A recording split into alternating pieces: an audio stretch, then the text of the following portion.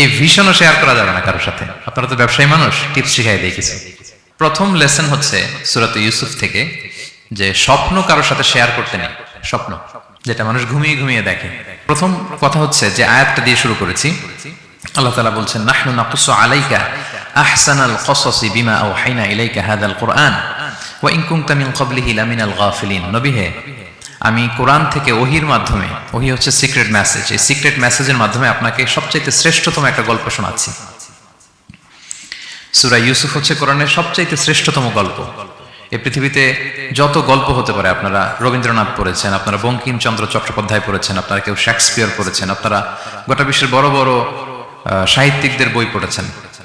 যত সাহিত্য হতে পারে, যত স্টোরি হতে পারে, যত গল্প হতে পারে, এমনকি কোরআনের অন্যান্য গল্পগুলোর চেয়েও এটা শ্রেষ্ঠ, অনন্য, অনবদ্য, আনপ্যারালাল। একটা গল্প যে কত নান্দনিক হতে পারে, একটা গল্প কত জীবন্ত হয়ে মানুষের চোখে ধরা পড়তে পারে, সেটা আল্লাহ তাআলা শব্দের, আরবি শব্দের বুননে, ভাষার প্রাঞ্জলতা এই সূরাতে ফুটিয়ে তুলেছেন। এত সুন্দর একটা গল্প আল্লাহ তাআলা বলছেন আহসানুল কাসাস, মানে সবচাইতে শ্রেষ্ঠ গল্প নবী হে আপনাকে শোনাচ্ছি। গল্পকে আরবিতে বলে কিসসা, এর প্লুরাল হচ্ছে কসস। তো কিসসা বললেই মনে করবেন না যে এটা খারাপ জিনিস। অনেকে বলে আরে উনি তো কোরআন হাদিস দিয়ে কিছু বলেন, খালি কিচ্ছা বলে। কিসসা কিন্তু কোরআনে এসেছে, অনেক নবীর কসস কোরআনে এসেছে। তো সেটা যদি কোরআন থেকে কিচ্ছা হয় বা ঘটনা হয়, স্টোরি টেলিং হয়, দ্যাটস গুড, অ্যাপ্রিশিয়েটেড, রেকমেন্ডেড। তো আল্লাহ গল্প কেন বললেন কোরআনে, এবং শ্রেষ্ঠ গল্প করে আল্লাহ তাআলা স্টেটমেন্ট দিলেন আহসানাল কাসাস, সবচেয়ে শ্রেষ্ঠ গল্প ইউসুফের গল্প। কারণ কি? কারণ গল্প মানুষকে আকৃষ্ট করে। গল্প মানুষকে কি করে? আকৃষ্ট করে। অনেক সময় দেখা যায় যে আমরা যখন তাত্ত্বিক কথা বলি, মানুষ হাই তোলে, কেউ এদিক সেদিক তাকায়, একটু ঝিমুনি ঝিমুনি ভাব। কিন্তু যখন ঘটনা বলি, একটা গল্প যখন শুরু করি, তখন একেবারে নড়ে চড়ে বসে সবাই, মানে কি হইলো দেখি, শেষ পর্যন্ত কোথায় যেয়ে ঠেকে। তো এই জন্য আল্লাহ তাআলা মাঝে মাঝে আমাদেরকে গল্প শুনিয়েছেন। ইহুদিদের কাছ থেকে, মদিনা ইহুদিদের কাছ থেকে একটা প্রশ্ন শিখে আসছিল কুরাইশরা। ওই প্রশ্নটা রাসূল সাল্লাল্লাহু আলাইহি ওয়াসাল্লাম করেছিল যে বনি ইসরাইলের, হে মুহাম্মদ, বনি ইসরাইলের লোকেরা তো থাকতো কানাআনে, মানে প্যালেস্টাইনে, তো বনি ইসরাইল মিশরে আসলো কিভাবে? তুমি যদি সত্য নবী হও বলো। আবার কেউ কেউ বলেছিল যে ইউসুফ আলাইহিস সালাম, ইয়াকুব আলাইহিস সালাম, ওনারা থাকতো প্যালেস্টাইনে, ওনারা মিশরে আসলো কি করে বলো। আবার সাহাবারা মাঝে মাঝে মক্কায় বলতেন ইয়া রাসূলুল্লাহ, শুধু জান্নাত জাহান্নামের আয়াত, আখিরাতের আয়াত, তাওহীদ শিরকের আয়াত, এগুলো আমাদেরকে বলা হয়, কোনো ঘটনা কোরআনে বলা হয় না কেন? আমাদেরকে যদি একটা ঘটনা শোনাতেন আমরা ইন্সপায়ার্ড হতাম। এই চাহিদা, এই প্রশ্নগুলোর আলোকে আল্লাহ তাআলা অ্যানসার হিসেবে সূরা ইউসুফকে নাজিল করেছেন। তাহলে শোনো, আহসানুল কাসাস, একটা গল্প কত মাধুর্যময় হতে পারে শোনো। এবং এর মধ্যে দিয়ে আল্লাহ তাআলা বলেছেন বনি ইসরাইল কিভাবে প্যালেস্টাইন থেকে ইজিপ্টে মাইগ্রেট করলেন। এভাবে অনেক নবীদের ঘটনা আল্লাহ তাআলা কোরআনে আমাদেরকে শুনিয়েছেন। আল্লাহ তাআলা বলছেন রুসুলান ক্বাদ কাসাসনাহুম আলাইকা মিন ক্বাবলু ওয়া রুসুলাল লাম নাকসুসহুম আলাইক। অনেক নবীর ঘটনা হে নবী আপনাকে আমি শুনিয়েছি, আবার অনেক নবীর ঘটনা আমি শোনাইনি। তো যেগুলো আমি শুনিয়েছি এগুলো আবার আপনি আপনার উম্মতদেরকে শোনান। ফাকসুসিল কাসাসা লাআল্লাহুম ইয়াতাফাক্কারুন। আপনি এই কিচ্ছাগুলো, ঘটনাগুলো আপনার উম্মতকে শোনান, যাতে করে তারা চিন্তাশীল হতে পারে। তাহলে এটা হচ্ছে ইন্ট্রোডাক্টরি ডিসকাশন, প্রাথমিক কথা, যে গল্প মানুষকে আকৃষ্ট করতে পারে, এজন্য গল্প মানুষের মনে দাগ কাটে, এবং একটা গল্প কত পাওয়ারফুল হতে পারে, নান্দনিক হতে পারে, এটা এই সূরার মধ্য দিয়ে আল্লাহ তাআলা আমাদেরকে বুঝিয়েছেন। আমরা কিন্তু প্রায় মহামানবদের গল্প শোনাই, সফল মানুষদের গল্প শোনাই।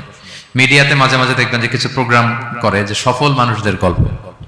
এই গল্পগুলো কেন বলে? তাদের সফলতার গল্প শুনলে নিজেরও সফল হতে মনে চায়, মানুষ মোটিভেটেড হয় সফল মানুষের স্টোরি শুনলে। এখানে আপনারা অনেক ব্যবসায়ী আছেন, জীবনের শুরুটা ছিল অনেক কষ্টের, তাই না? একটা সময় পাড়ি দিয়ে এখন very big business magnate in Kuala Lumpur, মাশাআল্লাহ, অনেক বড় ব্যবসায়ী। তা আপনার হিস্ট্রিটা যদি আমাদের সাথে শেয়ার করেন, গল্পটা যদি বলেন, তখন আমরা অনুপ্রাণিত হব। এজন্য আল্লাহ তাআলা কোরআনে আমাদেরকে গল্প শোনান। তো এই সূরা থেকে আমরা কি কি শিখি? প্রথম যে লেসনটা আমরা শিখি সেটা হচ্ছে, যেহেতু আমি একেবারে ক্রিম লেসনগুলো আপনাদের সামনে আনবো, পুরো সূরাটা কভার করা তো সম্ভব হবে না। প্রথম লেসন হচ্ছে সূরা ইউসুফ থেকে যে স্বপ্ন কারোর সাথে শেয়ার করতে নেই। স্বপ্ন যেটা মানুষ ঘুমিয়ে ঘুমিয়ে দেখে, এটাও স্বপ্ন। আবার আরেকটা আছে যেটা মানুষকে ঘুমাতে দেয় না, ওইটাও স্বপ্ন। স্বপ্ন যেটা মানুষ ঘুমায় দেখে, এটাও স্বপ্ন। আবার যেটা পাবার আকাঙ্ক্ষা মানুষকে ঘুমাতে দেয় না, ওইটাও কি? স্বপ্ন। ওটার ভিশন বলে। এই দুইটার একটাও কারোর সাথে শেয়ার করতে নেই। ঘুমের স্বপ্নও শেয়ার করবেন না, আর আপনার যে লং ভিশন ওইটাও শেয়ার করবেন না কারোর সাথে। এটা হচ্ছে প্রথম লেসন, স্বপ্ন শেয়ার করতে নেই। ছোট্ট ইউসুফ আলাইহিস সালাম স্বপ্ন দেখলেন 11টা তারা, চাঁদ, সূর্য ওনাকে সেজদা করতেছে।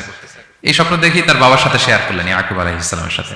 ইয়াকুব আলাইহিস সালাম বললেন, লা তাকুসুস রুইয়াকা আলা ইখওয়াতিকা ফায়াকিদু লাকা কাইদা।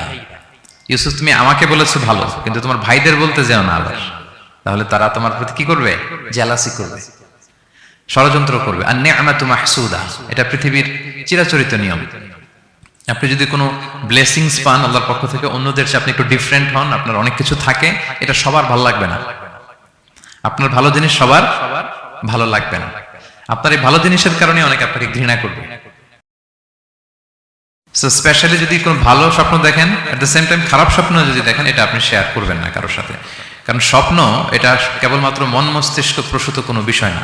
মুমিন জীবনে এটা অনেক অর্থবহ। মাঝে মাঝে স্বপ্নের মাধ্যমে আল্লাহ মানুষকে বার্তা দেয়, ইলহাম পাঠায় স্বপ্নের মধ্য দিয়ে। এজন্য বিজ্ঞ, প্রাজ্ঞ, শুভাকাঙ্ক্ষী কাউকে শেয়ার করা যায়। যার জ্ঞান নেই বা ব্যক্তিগত জীবনে পাপী, ভালো মানুষ নয় বা হিংসুক টাইপের, এদের কাউকে আপনার কখনো স্বপ্ন শেয়ার করবেন না। ভালো স্বপ্ন দেখলে শুকরিয়া করবেন আল্লাহর, আলহামদুলিল্লাহ, আল্লাহ কবুল করো। খারাপ স্বপ্ন দেখলে পানাহা চাবেন আল্লাহর কাছে। সুনানে তিরমিজিতে একটা বাব আছে, একটা চ্যাপ্টার, বাব লা তাকুসুর রুইয়া ইল্লা আলা আলিম আও নাসিহ। ভালো আলেম অথবা শুভাকাঙ্ক্ষী ছাড়া স্বপ্ন কাউকে বলতে যেও না, এই অনুচ্ছেদের নাম। এরপর এর কারণটা কি? কারণটা হচ্ছে ফাইন্না রুইয়া তাকাউ আলা মা তুআব্বার। স্বপ্নের ব্যাখ্যা যেমনটা করা হয় তেমনটাই হয়। আপনি একটা স্বপ্ন দেখলেন, একজনকে একটা বললেন, সে হুট করে একটা ব্যাখ্যা দিয়ে দিল, ওইটাই হয়ে যাবে। এটা আপনার জন্য ভয়ঙ্কর হয়ে যেতে পারে। লা ইউহাদ্দিসু বিহা ইল্লা লাবিবান আও হাবিবা। আপনার শুভাকাঙ্ক্ষী, আপনার বন্ধু, আপনার ভালো চায়, এদেরকে বলতে পারেন। কিন্তু যার এই ব্যাপারে জ্ঞান নেই, হুটহাট করে ব্যাখ্যা করবে, এরকম কাউকে বলা যাবে না। কারণ যেমন ব্যাখ্যা করা হবে তেমনটা হবে। ইউসুফ আলাইহিস সালাম ভালো স্বপ্নের ব্যাখ্যা জানতেন, ইয়াকুব আলাইহিস সালাম ভালো স্বপ্নের ব্যাখ্যা জানতেন, আল্লাহ রাসূল সাল্লাল্লাহু আলাইহি ওয়াসাল্লাম ভালো স্বপ্নের ব্যাখ্যা জানতেন। আবু বকর রাদিয়াল্লাহু তাআলা আনহু সাহাবীদের মধ্যে সবচেয়ে ভালো স্বপ্নের ব্যাখ্যা জানতেন। ইভেন রাসূল সাল্লাল্লাহু আলাইহি ওয়াসাল্লাম মাঝে মাঝে স্বপ্ন দেখে আবু বকরকে বলতেন, দেখি ব্যাখ্যা করো তো তুমি। তাবিঈদের মধ্যে মুহাম্মদ ইবনে সিরিন খুব ভালো স্বপ্নের ব্যাখ্যা জানতেন। এক লোক এসে মুহাম্মদ ইবনে সিরিনকে বলল যে, আমি দেখলাম আমার ছেলে পানি খেতে খেতে পেটটা এত বড় হয়ে গেছে।